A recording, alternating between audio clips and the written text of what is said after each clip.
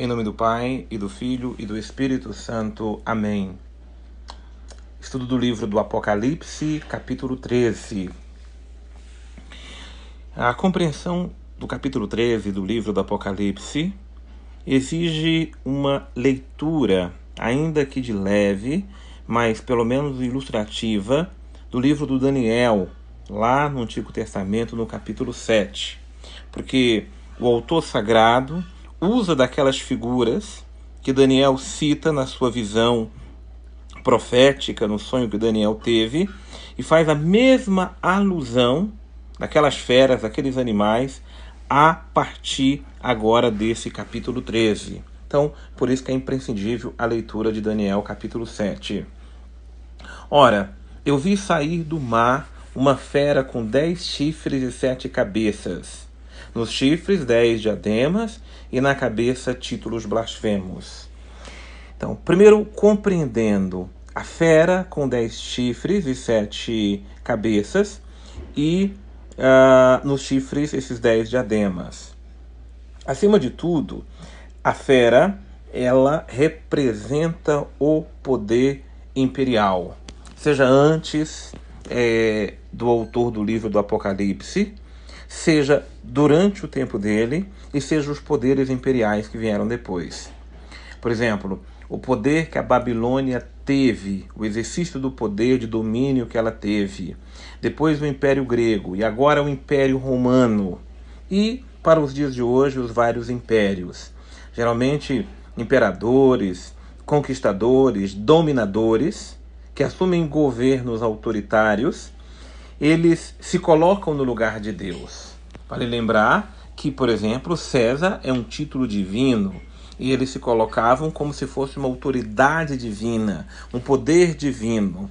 Por isso, o autor sagrado quer usar essa comparação. Quando fala que ele tinha, por exemplo, 10 chifres, não é? Ou seja, ele tinha o poder, um poder absoluto, um poder grande, um poder supremo. Ele tinha 7 cabeças. Ou seja, todo o pensamento que se tinha precisava passar, então, pelo poder dominante. A fera da visão parecia um leopardo com patas de urso, boca como de um leão. O dragão... Agora, a gente precisa lembrar que são apenas figuras de linguagem, que nós não nos detemos nesses elementos que não são essenciais. E quando cita aqui novamente o dragão lhe delegou o seu poder, seu trono e grande autoridade, nós sabemos do dragão que nós estudamos no capítulo anterior, no capítulo 12, toda a força do mal que esse dragão representa. O mundo inteiro seguia admirado a fera e adorava o dragão. Você veja que a fera, ela está a serviço do dragão.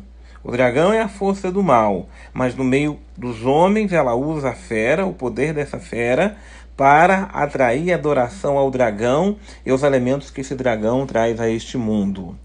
E adoravam a fera dizendo: quem se compara à fera e quem poderá lutar contra ela?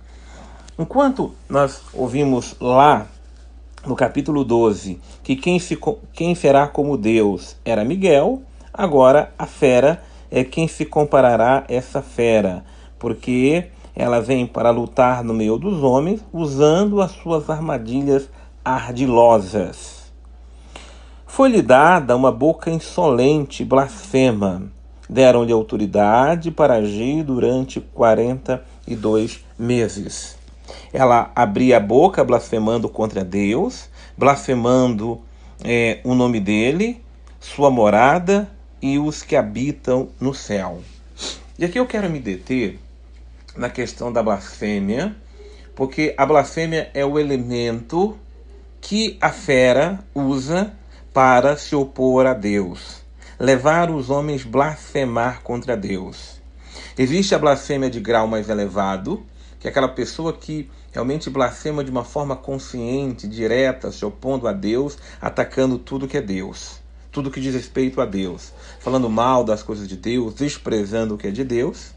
E existem as blasfêmias menores, mas são blasfêmias também, que são incitações colocadas na cabeça das pessoas, no coração das pessoas, que muitas vezes leva as pessoas também a falar em grau menor palavrões, usar o nome santo de Deus, usar o nome dos santos, atentar contra Deus, duvidar das coisas de Deus, diminuir as coisas de Deus. Ou seja, essa fera ardilosa, ela cria as confusões no meio dos homens para que os homens fiquem-se contra Deus e volte-se de uma forma revoltada, porque blasfêmia é uma forma de se revoltar, na verdade, contra Deus. Por isso esse é o papel da fera. A fera, ela é feroz, é aquela que vem, ataca, ela morde, ela aplica o seu veneno para criar na humanidade sentimentos contrários a Deus. Permitiram-lhe fazer guerra contra os santos, vencê-los. Foi-lhe dada autoridade sobre toda raça, povo, língua, nação. Vão adorá-la todos os habitantes da terra, cujos os nomes não estão registrados desde o princípio do mundo no livro da vida do Cordeiro degolado. O Cordeiro degolado é uma referência que faz a Cristo. O livro da vida é o livro onde está escrito o nome dos santos, dos eleitos, daqueles que foram chamados para participar da glória de Deus. Todos os homens, na verdade, que não se opuseram a Deus, ou não adoraram a fera, ou não deixaram se seduzir pela fera. Mas permita dizer o seguinte: permitiram fazer guerra contra os santos. Quem são os santos? Os santos são aqueles que seguem o Cordeiro. Os santos são aqueles que procuram levar uma vida pura, santa, honesta e, acima de tudo, fiel a Deus. Os demais, aqueles que se opõem, deixam-se levar pela sedução da fera e vociferam, ou seja, soltam insultos, blasfêmias, ataques contra aqueles que procuram ser fiéis a Deus. Então, em certo momento, os santos são até vencidos pela maldade, quer dizer, vencidos no seguinte aspecto: não é que os santos são derrotados e aquilo que eles pensam ou querem, ou aquilo que nós queremos viver, não possa ser vivido. Mas, na verdade, a força do mal exerce um domínio tão grande que muitos santos, ou muitos homens e mulheres de Deus, ou muitos cristãos, desanimam no seguimento da verdade. Quem tem ouvidos, escute. O destinado ao cativeiro irá cativo. O destinado à espada, pela espada morrerá. Mas aqui estão a perseverança e a fé dos santos. O santos é aquele que pode ser levado tanto para o cativeiro, para ser exilado, pode morrer pela espada, mas ele permanece fiel, ele persevera e ele guarda firme a sua fé. Porque muitos, diante das tribulações, das dificuldades, acabam desanimando. Mas santo não, é aquele que persevera e guarda a fé. Aqui é uma referência direta aos mártires que foram perseguidos, foram exilados, foram martirizados, derramaram o seu sangue, mas perseveraram e guardaram a fé até a morte. O versículo 11 traz uma outra figura. Eu vi subir da terra outra fera, com 2 chifres, como cordeiro, e que falava como um dragão. É importante lembrar que aquela fera maior, ela é mais poderosa, ela é mais direta, mas como ela não é capaz de seduzir a todos, uma outra fera menor, com 2 chifres apenas, e ela se parecia até um cordeiro, ou seja, a aparência dela era uma aparência enganosa, para se parecer com Deus ou com o Cordeiro de Deus. E só que a fala é a fala de um dragão, ou seja, a fala do príncipe do mal. Mas ela exercia toda a autoridade da primeira fera na presença dela e obrigava todos os habitantes da terra a adorar a primeira fera, cuja ferida mortal fora curada. Ela realiza grandes sinais, faz cair raios do céu na terra em presença dos homens, engana os habitantes da terra com sinais que lhe permitem fazer na presença da fera. Manda os habitantes da terra fabricar uma imagem da fera ferida pela espada e ainda viva. Permitiam-lhe infundir alento na imagem da fera, de modo que a imagem da fera falasse e fizesse morrer os que não adorassem a imagem da fera.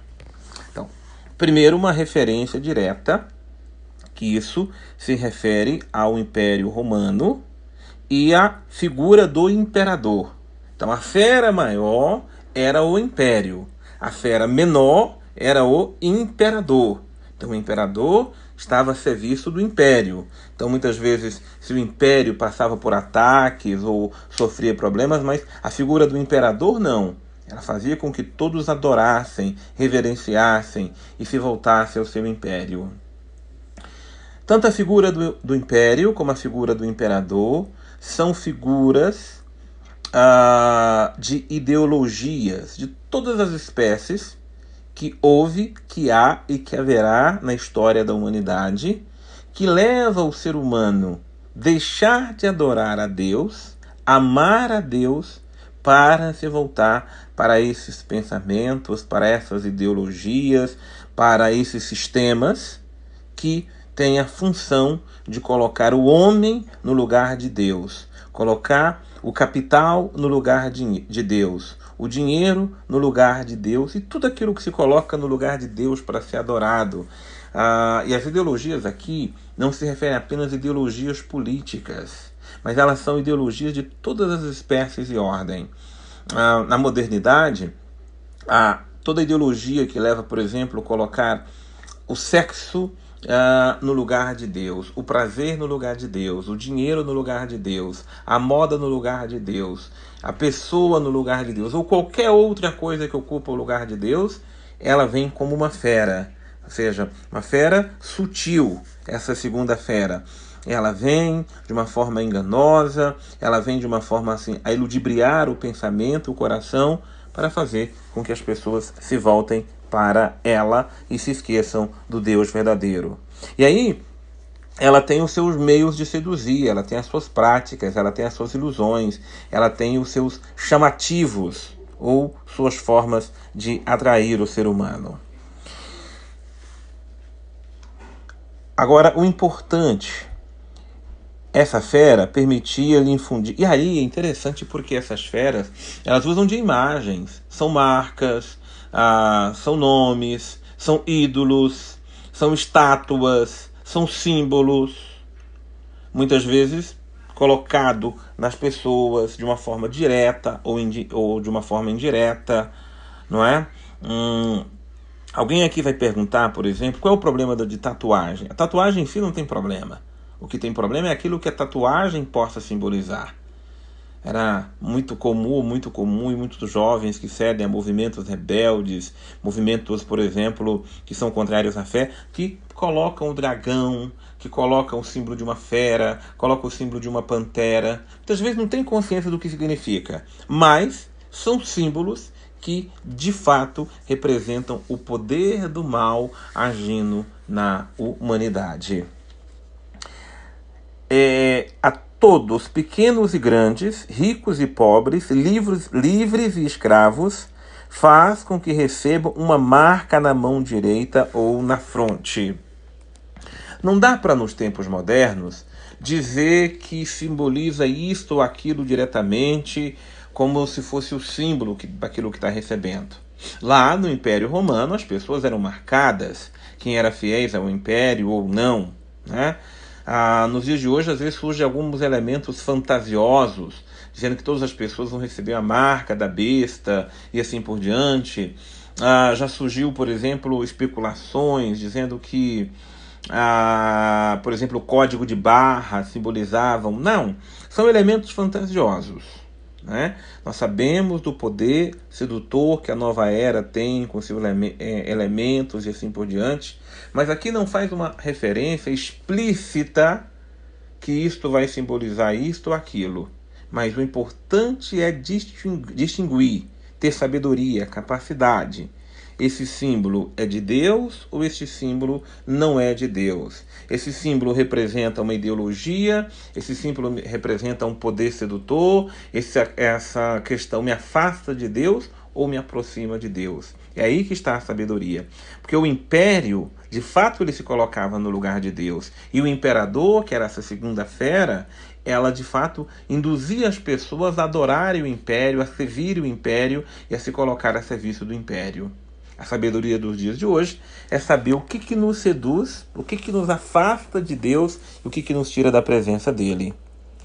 Assim, aquele que não leva a marca com o nome da fera ou com o número do seu nome, não pode comprar nem vender. Aqui é preciso talento. O perspicaz calcule o número da fera, é o número de uma pessoa e equivale a 666. Bom, eu preciso apenas fazer um esclarecimento desse versículo 17, porque ele desperta muitas fantasias na cabeça das pessoas, né? Porque algumas pessoas querem de fato interpretar ao pé da letra o que significa, quem é esse que está o número da fera e assim por diante. Como foi escrito ali por volta dos anos 70, 80,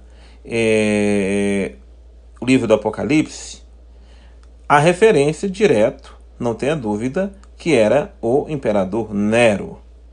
Mas, depois de Nero, veio o imperador Domiciano. E o imperador Domiciano, tanto um como o outro, eles eram verdadeiros algozes, os cristãos, perseguidores do cristianismo. Tanto um como o outro representavam. Então se fazia uma lógica matemática, seja usando os símbolos dos numerais romanos, né? E aí se calculava o nome do imperador com um título que era atribuído a ele. Por exemplo, se dizia Nero, redivivo, né? Calculando as letras, daria o número 666. Então, para não ser um ataque direto ao imperador, usou-se esse número para se falar para o povo indiretamente quem é que simbolizava então essa figura perspicaz, né? Essa figura que era o nome da fera, a fera que induzia o povo. E nos dias de hoje, existem especulações protestantes que fazem referência a esse nome, querendo colocar o nome do imperador, querendo colocar o nome de papa, querendo colocar o nome de bispo. Não caímos nessas fantasias errôneas que não levam a nada, porque o texto precisa ser lido dentro do seu contexto, né?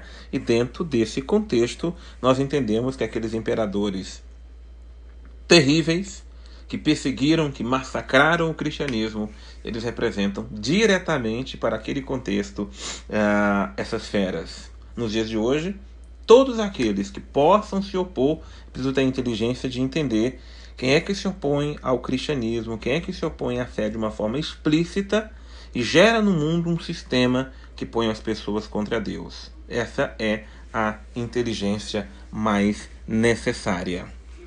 Que Deus nos abençoe infinitamente, em nome do Pai, e do Filho, e do Espírito Santo. Amém.